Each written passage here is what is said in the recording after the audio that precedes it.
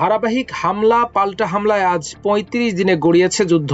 তবে যেই লক্ষ্য নিয়ে ইরানের সঙ্গে যুদ্ধে নেমেছিলেন ট্রাম্প নেতানিয়াহু, সেটির অর্জন তো দূরের কথা, উল্টো লাগাতার ইরানি পাল্টা হামলায় ব্যাপক ক্ষতির শিকার হতে হচ্ছে ইসরায়েল যুক্তরাষ্ট্রকে। ট্রাম্প যখন যুদ্ধবিরতির উপায় খুঁজছেন, তখন আইআরজিসির সাথে হিজবুল্লাহ, হুথি ও অন্যান্য মিত্রদের ধারাবাহিক হামলায় ইরানপন্থী আক্রমণ আরও তীব্র হচ্ছে। নিজস্ব প্রযুক্তিতে স্বল্প খরচে বানানো ইরানের দূরপাল্লার বিধ্বংসী ড্রোন ও ক্লাস্টার ওয়ারহেড সমৃদ্ধ ক্ষেপণাস্ত্র ঠেকাতে যেমন হিমশিম খাচ্ছে যুক্তরাষ্ট্র ইসরায়েল, তেমনি হুহু করে বাড়ছে আকাশ প্রতিরক্ষা ব্যবস্থার খরচ। সেই সাথে হরমুজ প্রণালী বন্ধ থাকায় বাড়ছে মার্কিন জ্বালানি সংকট ও মূল্য। আর এসব সামাল দিতে টালমাটাল পরিস্থিতিতে পড়েছে মার্কিন অর্থনীতি। ইরান যুদ্ধ ইতোমধ্যে যুক্তরাষ্ট্রের বড় ধরনের আর্থিক বোঝা হয়ে দাঁড়িয়েছে। যুদ্ধ শুরুর মাত্র ৬ দিনের মাথায় পেন্টাগন জানায় এই সময়ের মধ্যেই তাদের $১,১৩০ কোটি ব্যয় হয়েছে। আর নতুন হিসাব অনুযায়ী যুদ্ধের প্রথম ১ মাসেই মোট খরচ দাঁড়িয়েছে প্রায় $৩,০০০ কোটি থেকে $৪,৫০০ কোটি, যার প্রভাব পড়ছে সাধারণ মানুষের পকেটে। গড় হিসাবে এতে প্রতিদিন একজন মার্কিন নাগরিকের ওপর খরচ পড়ছে প্রায় $2.৫ থেকে $3.৮। বিশেষজ্ঞদের মতে এই লড়াইয়ে এখনো প্রতিদিন গড়ে $৩৮,৫০ লাখ ব্যয় করছে ওয়াশিংটন।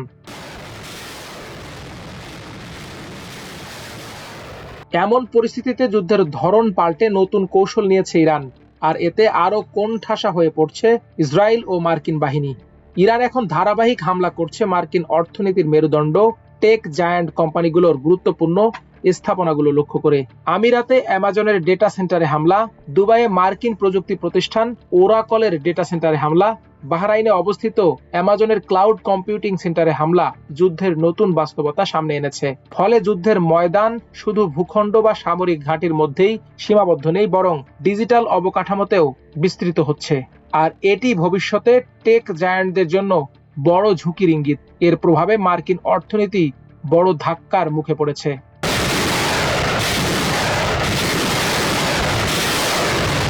সংবাদ মাধ্যম দ্য ইন্ডিপেন্ডেন্ট বলছে, গত ১ মার্চ ভোরের আগে ইরানের শাহেদ ড্রোন সংযুক্ত আরব আমিরাতে অ্যামাজন ওয়েব সার্ভিসের ২টি ডেটা সেন্টারে হামলা চালায়। বাহরাইনের একটি তৃতীয় বাণিজ্যিক ডেটা সেন্টারেও আঘাত হানা হয়।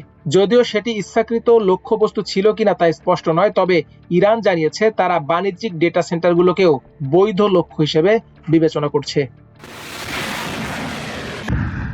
কৃত্রিম বুদ্ধিমত্তা এআই এর অগ্রগতির ফলে ডেটা সেন্টারের গুরুত্ব অনেক বেড়েছে। বিশেষ করে যুক্তরাষ্ট্রের সামরিক বাহিনী ইরান ও ভেনেজুয়েলায় অভিযানের সিদ্ধান্ত গ্রহণে এআই ব্যবহার করছে।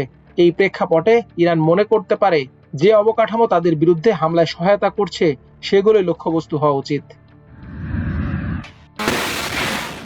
তবে এই নির্দিষ্ট ডেটা সেন্টারগুলো সরাসরি মার্কিন সামরিক কাজে ব্যবহৃত হচ্ছিল কিনা তা নিশ্চিত নয়, বরং এটি সংযুক্ত আরব আমিরাতকে যুক্তরাষ্ট্রের সঙ্গে সম্পর্কের কারণে চাপ দেওয়ার কৌশল হতে পারে। জর্জিয়া টেকের এক গবেষকের মতে, এই হামলা যুদ্ধের ধরনে বড় পরিবর্তন নির্দেশ করে না, তবে এটি দেশগুলোকে বুঝতে বাধ্য করছে যে ডেটা সেন্টারও এখন যুদ্ধের মধ্যে হামলার লক্ষ্যবস্তু হতে পারে, এমনকি সরাসরি সামরিক কাজে যুক্ত না থাকলেও। যুক্তরাষ্ট্রের সামরিক বাহিনী ক্রমেই উন্নত এআই ব্যবস্থার উপর নির্ভরশীল হয়ে উঠছে। ভেনেজুয়েলার প্রেসিডেন্ট নিকোলাস মাদুরোকে ধরার অভিযান থেকে শুরু করে ইরানের ওপর হামলা, সবখানে এআই ব্যবহার করছে মার্কিনীরা। বিশেষ করে ক্লোডের মতো টুল গোয়েন্দা বিশ্লেষণ ও সামরিক সহায়তায় ব্যবহৃত হচ্ছে। তবে এই এআই কোনো যুদ্ধ জাহাজ বা বিমানে থাকে না। একজন সেনা সদস্য যখন এই সিস্টেম ব্যবহার করেন, তখন এর প্রক্রিয়াজাতকরণ সাধারণত অ্যামাজন ওয়েব সার্ভিসের নিরাপদ ক্লাউডে হয়, আর সেখানেই সরকারি গোপন তথ্য সংরক্ষিত থাকে। ডেটা সেন্টারই মূলত এই ক্লাউডের ভিত্তি। কেউ যখন নেটফ্লিক্সে কোনো অনুষ্ঠান দেখেন, সেটিও সম্ভবত কোনো ডেটা সেন্টার থেকে আসে। এসব সেন্টার বন্ধ হয়ে গেলে বিনোদন, সংবাদ ও সরকারি কার্যক্রমে বড় ধরনের বিঘ্ন ঘটতে পারে। এআই অর্থনৈতিক প্রযুক্তির চালিকা শক্তি হয়ে উঠছে, ফলে ডেটা সেন্টার এখন অত্যন্ত গুরুত্বপূর্ণ অবকাঠামো। এগুলো শুধু এআই চালায় না, বরং পুরো ইন্টারনেট ব্যবস্থার বড় অংশ সচল রাখে। ইরানের হামলায় সংযুক্ত আরব আমিরাতের ব্যাংকিং ব্যবস্থায় ব্যাপক বিঘ্ন সৃষ্টি হয়। জাস্ট সিকিউরিটি এর গবেষকরা জানিয়েছেন, যুক্তরাষ্ট্র সাধারণত সরকারি ও সামরিক তথ্য নিজ দেশে বা প্রতিরক্ষা দপ্তরের ঘাঁটিতে সংরক্ষণ করে। উপসাগরীয় অঞ্চলের ডেটা সেন্টারে এসব তথ্য রাখতে বিশেষ অনুমতি প্রয়োজন। তবুও ইরানের ইসলামিক রেভলিউশনারি গার্ডস কর্পস দাবি করেছে, এসব হামলা শত্রুর সামরিক ও গোয়েন্দা কার্যক্রমে ব্যবহৃত ডেটা সেন্টারের বিরুদ্ধে চালানো হচ্ছে। হামলার 10 দিন পর ইরানের একটি সংবাদ সংস্থা জানায়, বড় প্রযুক্তি প্রতিষ্ঠানের ডেটা সেন্টার সহ অন্যান্য অবকাঠামোকেও শত্রুর প্রযুক্তিগত অবকাঠামো হিসেবে দেখা হচ্ছে। তবে সামরিক কারণের পাশাপাশি বৈশ্বিক অর্থনীতিকে নাড়িয়ে দেয়া এবং দৃষ্টি আকর্ষণের উদ্দেশ্যেও সংযুক্ত আরব আমিরাতে হামলা করা হয়ে থাকতে পারে। উপসাগরীয় অঞ্চলে যুক্তরাষ্ট্রের প্রযুক্তি বিনিয়োগ ব্যাপক হওয়ায় এই হামলা প্রতীকীভাবেও গুরুত্বপূর্ণ, কারণ এটি যুক্তরাষ্ট্র ও উপসাগরীয় দেশগুলোর সহযোগিতার কেন্দ্রবিন্দুতে আঘাত এনেছে।